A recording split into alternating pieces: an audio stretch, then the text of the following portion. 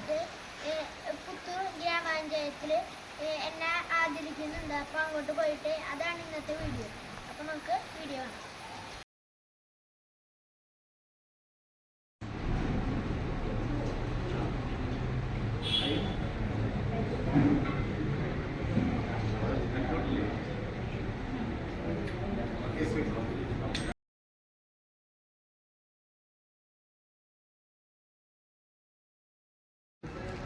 അടുത്തതായി നമ്മുടെ വിദ്യാർത്ഥി കർഷകൻ, നമ്മുടെ ബഹുമാനപ്പെട്ട പ്രസിഡന്റ് പറഞ്ഞ പോലെ നമുക്ക് എല്ലാവർക്കും അഭിമാനിക്കാവുന്ന ഗോവർദ്ധനൻ ഐ എന്നവർ ചെറിയ കുഞ്ഞാണെങ്കിൽ പോലും നല്ല രീതിക്ക് നമുക്ക് മാതൃയാവുന്ന രീതിയിൽ കൃഷി ചെയ്തു വരുന്നുണ്ട്.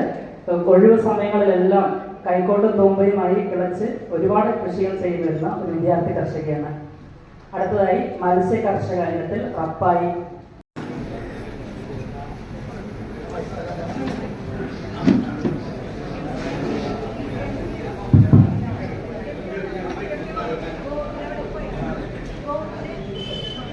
നമ്മളിപ്പോ ഈ അവാർഡ് കൊടുത്തത് 4ാം ക്ലാസ്സുകാർ ഗോവർദ്ധന് വിദ്യാർത്ഥി കർഷകരുടെ അവാർഡ് കൊടുത്തത്.